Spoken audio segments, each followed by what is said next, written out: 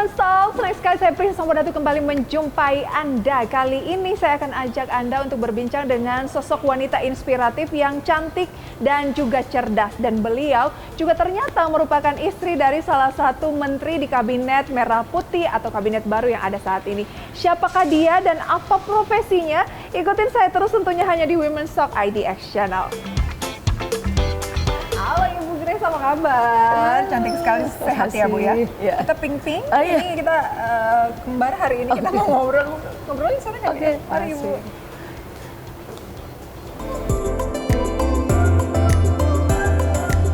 Peran corporate secretary di perusahaan, baik yang sudah go public maupun private, sangatlah strategis, di mana Korsek berperan membangun citra positif dan reputasi perusahaan dalam menjalin hubungan dengan pemerintah, investor, media, serta masyarakat. Di perusahaan terbuka, tugas Korsek ialah mengikuti perkembangan pasar modal, khususnya peraturan perundang-undangan yang berlaku. Selain itu, Korsek juga dituntut mampu memberikan masukan penting kepada direksi dan dewan komisaris untuk mematuhi ketentuan peraturan perundang-undangan di bidang pasar modal, termasuk membantu direksi dan dewan komisaris dalam pelaksanaan tata kelola perusahaan. Lantas seperti apa peran corporate secretary dalam dunia bisnis di Indonesia? Simak perbincangannya bersama dengan Ketua Umum Indonesia Corporate Secretary Association atau ICSA, Catherine Grace, hanya di Women's Talk. Dan pemirsa, narasumber di Women's Talk kali ini adalah seorang wanita yang cantik dan juga cerdas, merupakan Ketua Umum dari ICSA atau Indonesia Corporate Secretary Association dan juga Head of Corporate Secretary and Sustainability PT Bank Permata Tbk, Ibu Catherine Grace. Ibu Catherine, apa kabar? Baik, terima kasih. Lebih dipanggilnya Ibu Grace ya? Ya, Ibu Grace aja. Selamat Ibu Grace untuk Bapak yang menjadi Menteri Kebudayaan Republik Indonesia. Terima Makin kasih. sibuk dong Ibu dengan banyak agenda. Ya, memang kita jalani saja. Sejauh ini seperti apa Ibu dengan menjadi istri seorang menteri dan juga menjadi jabatan profesional yang juga Ibu miliki dari dulu? Iya. Udah terbiasa ya Bu ya? Iya. Jadi saya selalu seumur hidup bekerja gitu ya. Jadi dari lulus kuliah terus bekerja, terus kemudian aktif di organisasi. Sebenarnya tidak hanya di ICSA, tapi di ILUNI Universitas Indonesia juga ikut di situ menjadi pengurus, dan tambah sekarang menjadi Ibu Menteri Kebudayaan. Ya memang sekarang mungkin belum sibuk karena baru saja dilantik ya, dan ini adalah kementerian baru, jadi masih merapikan struktur gitu.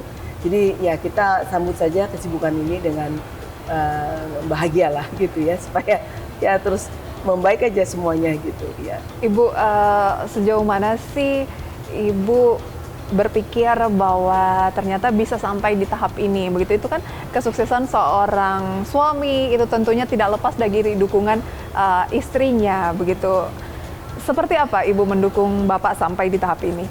Ya kebetulan saya juga dari kuliah aktivis ya, ikut demo gitu sama Bapak dulu. Ya jadi sudah mengerti kesibukan suami sejak sebelum menikah gitu. Dan saya juga sibuk berorganisasi luar biasa gitu. Dan saya Ketua Umum ICSA, ya Indonesia Corporate Secretary Association untuk termin kedua, dan sudah aktif sejak saya menjadi Corporate Secretary di PT Bank Permata sejak tahun 2010. Sebelumnya saya lawyer juga di kantor hukum HP ya sejak lulus, dan lanjut ke Bank Permata dan sibuk di asosiasi dan juga di organisasi UI ya, ILUNI UI. Jadi memang tidak pernah berhenti untuk beraktivitas, kita sama-sama gitu. Jadi bisa saling menyelami lah begitu. Berarti Kira-kira. Ibu dan Pak Fadlison ini ketemu di bangku kuliah? Ya di organisasi sebenarnya. Jadi ada satu organisasi namanya ISAFIS, di situ kita ketemunya. Di situ mahasiswa semua. Jadi tidak ketemu di kampus. Karena UI kan, saya di FHUI itu jauh dengan Bapak yang fakultas waktu itu fakultas sastra gitu, lumayan jauh. Jadi kita susah bertemu kalau di UI, tapi malah bertemunya di organisasi di luar. Jadi kita memang sama-sama anak aktivis. Aktivis ya, jadi sama-sama udah paham, sama-sama sibuk seperti itu. Ibu, tapi terkadang kan ada yang mengatakan bahwa salah satunya itu kalau memang suami ingin maju, mungkin istrinya yang agak ngerem, istrinya yang agak ngalah. Ibu setuju nggak dengan pendapat seperti itu? Ya sebenarnya saya ngeramnya saya tidak masuk dalam politik ya, saya masuk dalam organisasi profesi gitu. Jadi sama-sama sibuk, tapi kita saling mendukung lah. Gimana itu Ibu membagi waktu? Karena kan menjadi istri seorang menteri dan Bapak juga politikus kan sudah cukup lama begitu ya. Pasti banyak agenda yang menuntut istri mendampingi juga speednya harus sama. Tapi Ibu juga punya pekerjaan di bidang lain. Ya kita struggle lah ya mencari waktu karena satu hari cuma 24 jam. Ya diusahakan tidur tetap 6 jam gitu. Sisanya kita bagi dengan pekerjaan yang cukup menuntut ya karena namanya juga kerja di bank ya dan ada division baru yang saya pegang, sustainability yang sekarang sedang giat-giatnya pemerintah jadi banyak yang kita harus kerjakan. Terus juga IKSA juga luar biasa sibuk, kita punya tanggung jawab profesi untuk meningkatkan kemampuan dari corporate secretary di Indonesia. Jadi IKSA cukup lumayan sibuk ya. Nah nanti kemudian ada susulan dari kementerian baru itu Kementerian Budaya, banyak sekali rencana-rencana Bapak gitu yang kita harus support ya, mengingat bahwa ini kementerian baru dan kita mempunyai budaya yang luar biasa. Jadi kita jalani saja seperti itu. Saya belum tahu seperti apa tapi jalani selama ini ya memang jagal ya. Tapi alhamdulillah anak-anak saya mendukung juga gitu. Kalau orang tuanya sibuk mereka juga menyesuaikan gitu ya, tidak terlalu menuntut banyak. Yang penting quality time-nya dan tetap ada family time, ada me time, ada hobi tetap dijalankan. Baik. Jadi ya kombinasi semuanya lah. Kita ke IKSA. IKSA sudah berdiri sejak 2008 dan Ibu menjadi ketua umum sejak tahun 2021 ya kalau nggak salah. Ya, 2021. Nah sekarang anggota dari IKSA ada berapa banyak Bu? Ya sekarang hampir 600 ya, 500 berapa gitu, hampir 600. Yang total emiten di Indonesia 1000, jadi masih sekitar 60% ya. Tetapi feedback dari pengurus maupun dari anggota IKSA dengan keaktifan IKSA luar biasa. Karena kita memang ingin membuat corporate secretary itu sebagai trusted advisor. Jadi tentu dengan tuntutan dari regulasi menguasai peraturan hukum, pasar modal gitu ya, governance.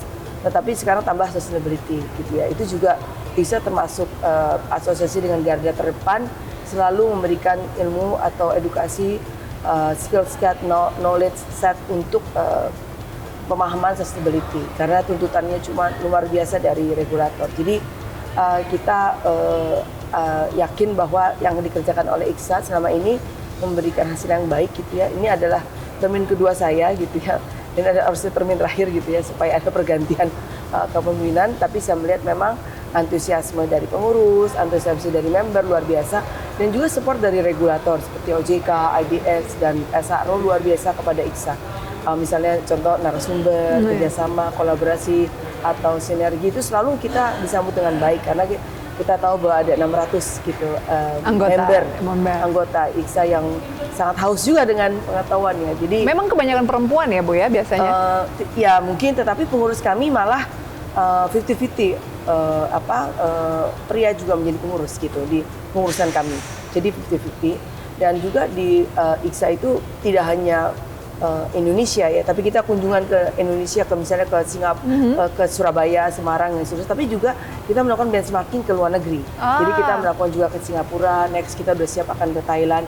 Tujuannya apa Ibu? Kita harus melakukan benchmarking supaya mengerti bahwa perkembangan corporate governance, sustainability, capital market itu mulainya nggak dari kita gitu, dari negara ASEAN at least gitu. Jadi kalau kita bisa mengerti apa yang terjadi juga di luar Indonesia, kita akan bijak gitu melihat perkembangan atau regulasi-regulasi terbaru gitu. Baik. Karena itu menyangkut juga perkembangan seluruh negara gitu. Berarti berbicara mengenai corporate secretary ini tidak hanya butuh penampilan menarik, cantik, cerdas, tetapi juga banyak pengetahuan dari segi hukum, kemudian pasar modal juga, modal, tata kelola, dan sekarang accessibility.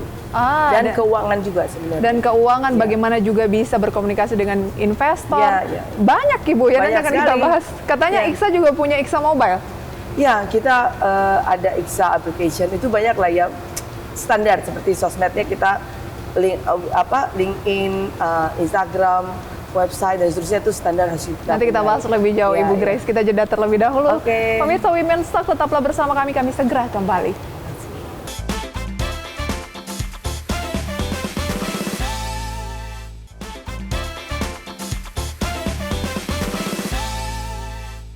Terima kasih pemirsa Anda kembali bersama kami dan kita masih berbincang bersama dengan Ibu Catherine Grace yang merupakan Ketua Umum dari IKSA dan juga Head of Corporate Secretary dan Sustainability PT Bank Permata Tbk dan sekaligus juga mendampingi Menteri Kebudayaan Republik Indonesia Bapak Fadlizon ya.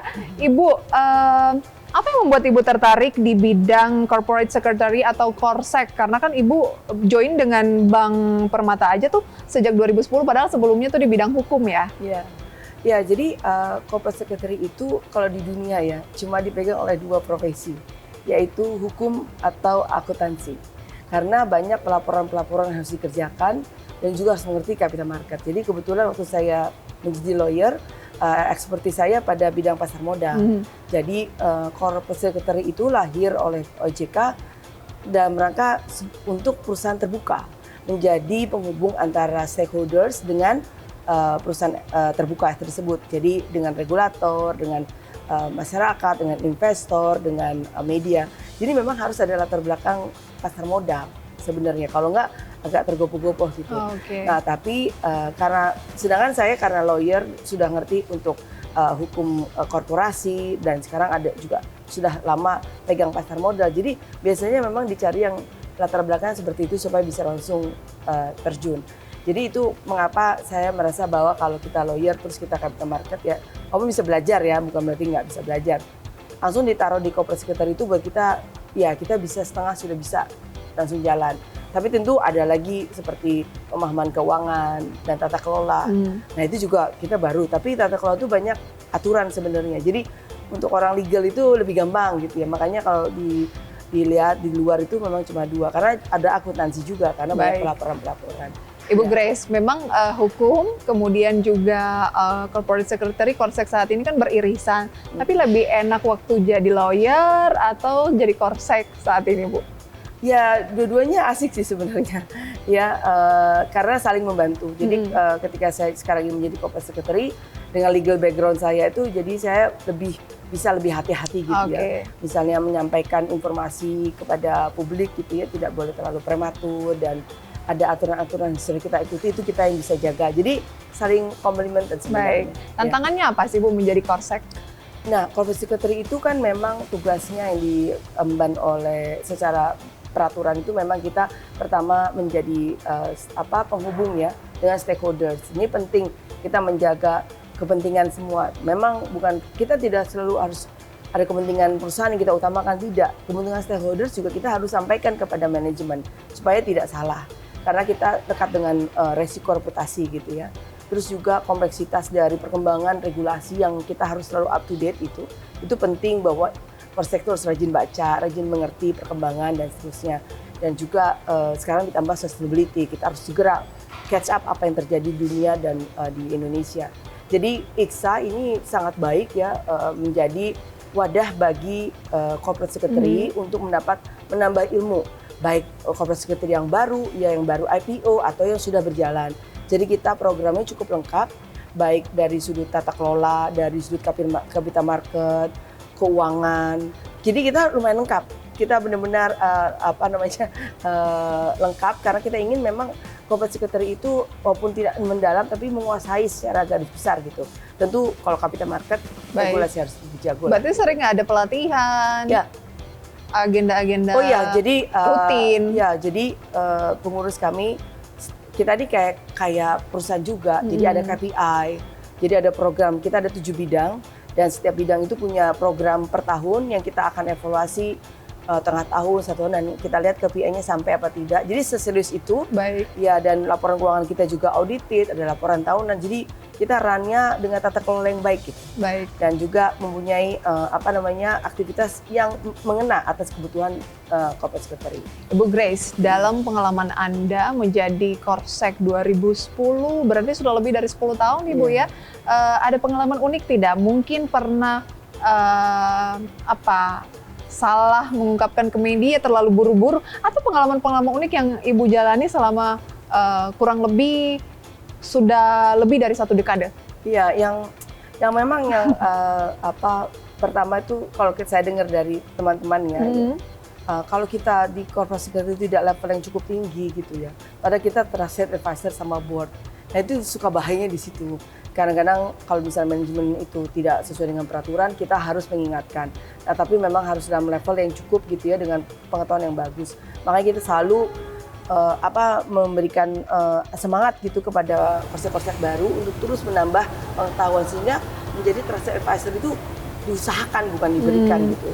Dan atau kadang-kadang ada konflik kepentingan antara stakeholders gitu ya, perusahaan dengan stakeholders. Nah, kita harus bisa memberikan advice yang bisa diterima oleh manajemen, tapi juga bisa diterima oleh regulator. Tapi itu kan terkadang tidak bisa dipelajari dalam waktu yang singkat. Ya, itu ya. jam terbang ya kan biasanya Ya, ya. ke kalian untuk berkomunikasi. Ya, betul. Itu gimana Ibu? Ya memang sih ini proses Agak tricky ya? Iya, memang corporate secretary ini memerlukan jam terbang yang tinggi gitu ya. Tidak hanya knowledge yang cukup, tapi juga kadang-kadang dengan profesi kita itu banyak sekali yang dinamis gitu ya, yang kita hadapi tiap hari berbeda, tapi itu yang memberikan ketertarikan terhadap profesi ini bukan profesi yang stagnan atau yang konstan gitu ya dalam menghadapi tantangan tiap hari. Selalu ada, selalu bergerak, dan kadang-kadang overtaction perusahaan juga kita yang tangani gitu ya. Banyak sekali lika-liku dan kompleksitasnya. Belum lagi sustainability, hal yang baru kita harus ajarkan gitu ya. Banyak yang baru-baru ya, ada undang-undang P2SK, kemudian ada undang-undang PDP, itu kita harus bisa memberitahukan kepada manajemen apa ini gitu. Dengan bertubi-tubi itu kita harus proaktif. Jadi person itu tidak boleh diam, harus memikirkan bahwa kita harus melindungi manajemen kita, bahwa manajemen kita harus mengerti perkembangan peraturan, perkembangan yang ada gitu ya. Dan ini tugas kita, memberikan irama dan memberikan masukan kepada manajemen. Itu art sendiri sebenarnya yang kita nggak bisa pelajari di buku gitu. Harus banyak diskusi dan seterusnya. Tapi forum kita, forum IKSA itu ada WhatsApp group IKSA ya. Itu kebetulan setiap teman-teman yang punya masalah, mereka melontarkan di WhatsApp group, selalu dijawab oleh teman-teman corporate secretary yang lain. Jadi saling membantu, dan profesi ini penting sekali gitu. Oleh yang senior ya, yang baru-baru nanya, atau interpretasi hukum sederhana, dibantu juga oleh teman-teman. Apalagi kalau memang perusahaannya ini juga TBK yang dimana semuanya kebetulan TBK kalau di IKSA. Ya. Wah, luar biasa sekali. Nanti kita bahas lebih jauh. Kita jeda terlebih dahulu Ibu Grace. Kami segera kembali usai jeda.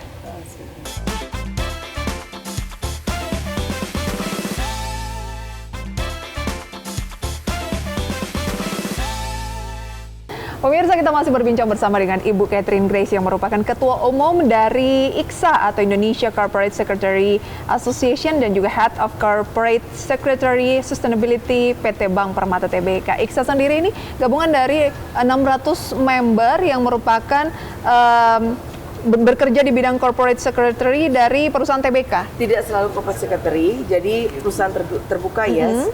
Tapi bisa di dalam itu corporate secretary, bisa HR-nya, bisa legal, bisa accounting, investor relation, corporate communication, jadi a lot gitu. Ya, tapi ada juga mahasiswa, ada juga notaris gitu, ada. Gitu.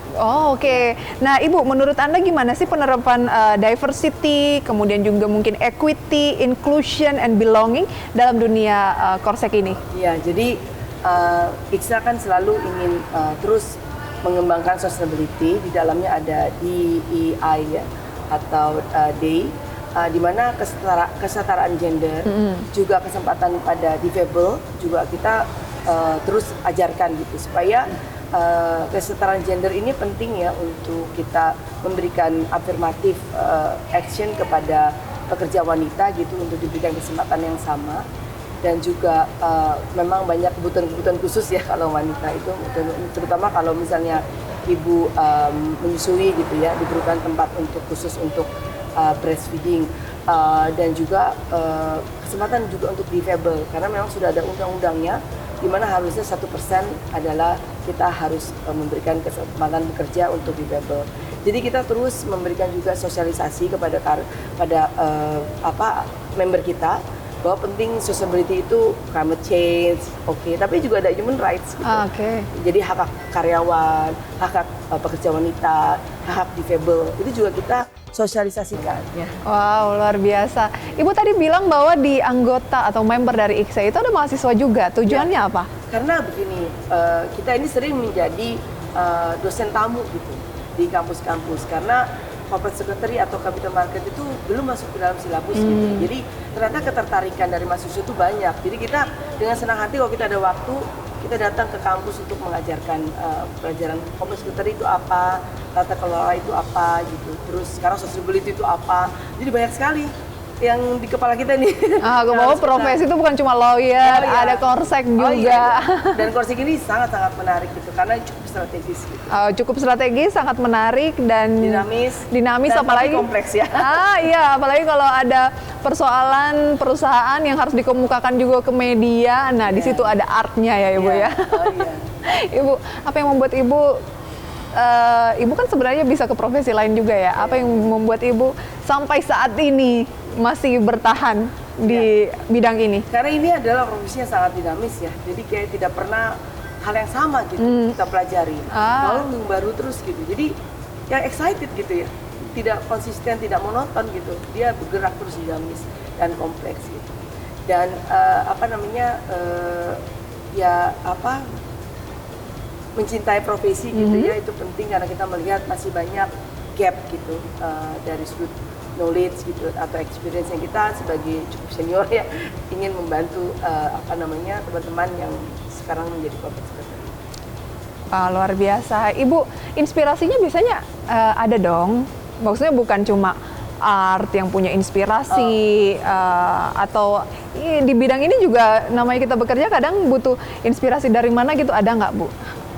Atau sambil menjalankan hobi? Oh iya, ya saya sih kebetulan saya tuh agak sejalan dengan profesi suami saya sekarang itu yaitu Menteri Kebudayaan, karena saya juga cinta seni sekali gitu ya, baik seni nyanyi, kebetulan anak saya ada yang jadi penyanyi juga gitu, terus budaya, saya senang sekali dengan museum gitu, jadi saya senang ya dengan adanya Menteri Kebudayaan ini, saya juga bisa menyalurkan aspirasi saya terhadap pelestarian kebudayaan, kayak misalnya saya suka batik gitu ya, jadi saya juga ingin batik di Indonesia ini dikenal secara mendunia begitu. Jadi ini ada lagi lahan baru nih ya karena kebudayaan ini menurut saya, wah ini benar-benar saya bisa juga memberikan kontribusi nyata juga ke masyarakat gitu, untuk misalnya melestarikan beberapa kayak tadi saya sebutkan batik, dan mungkin kita lihat lagi museum-museum yang ada. Jadi saya bisa support lah Bapak gitu dengan cara sendiri gitu, dengan cara ibu-ibu gitu ya, dan juga bangga dengan kebudayaan Indonesia yang luar biasa gitu, yang sangat banyak ya, dan yakin bisa memberikan kontribusi yang baik untuk nama baik Indonesia. Luar biasa. Ibu, ada lagi nih satu lagi yang menarik pemirsa. Ternyata Ibu Grace ini merupakan selain Ketua Umum dari IKSA, ini ternyata adalah seorang ARMY yang mencintai BTS, Jimin, benar nggak Bu? Ibu, berarti hobinya bisa nonton konser juga dong Bu, dan drakor. Ya, jadi kan tadi saya bilang bahwa saya sangat suka dengan seni, termasuk seni nyanyi kan, seni musik gitu. Stress release saya tuh salah satunya nonton konser. Sama Bu. Ya, jadi saya tuh yang menemukan kebahagiaan ketika nonton konser, mari kita bergabung gitu. Karena banyak sebenarnya yang kemudian menyatakan demikian. Jadi ya saya ARMY, proud ARMY ya. Karena menurut saya BTS itu sangat positif gitu. Memberikan kebahagiaan bagi saya yang sangat sibuk. Jadi ini adalah distraction yang menyenangkan gitu. Dari semua kesibukannya sangat berat, tapi ada BTS gitu ya. Itu termasuk untuk merilis apa ya Bu ya, mungkin kepenatan saat bekerja. Seberapa penting menurut Ibu seorang wanita karir misalnya seperti itu memiliki hobi yang ya it's me gitu, hobi saya ini, kan ada orang yang mungkin tidak ingin menunjukkan bahwa saya punya, Ibu bahkan pakai gantungan kunci ARMY itu kemana-mana yang menunjukkan the real gitu, seorang Catherine Grace. Iya. Oh, kalau di lingkungan saya sih sudah tidak asing lagi itu, saya ajak semua gitu ya, karena itu menurut saya kegiatan positif ya, dan identitas yang cukup membanggakan kalau menurut saya, karena prestasi dari BTS sangat bagus dan semua kegiatan ARMY sangat positif. Luar biasa. Jadi kita support saja gitu, dan kita sebar kebahagiaan pada teman-teman semua. Kalau positif kenapa enggak? Terakhir Ibu, apa kunci kesuksesan sebuah rumah tangga di mana Ibu juga sibuk, Bapak juga sibuk.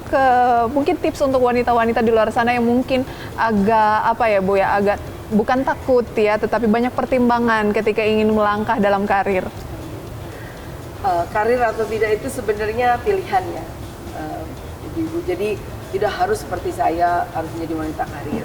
Jadi wanita rumah tangga gitu ya kerja. Itu juga sangat sibuk, saya rasa malah lebih.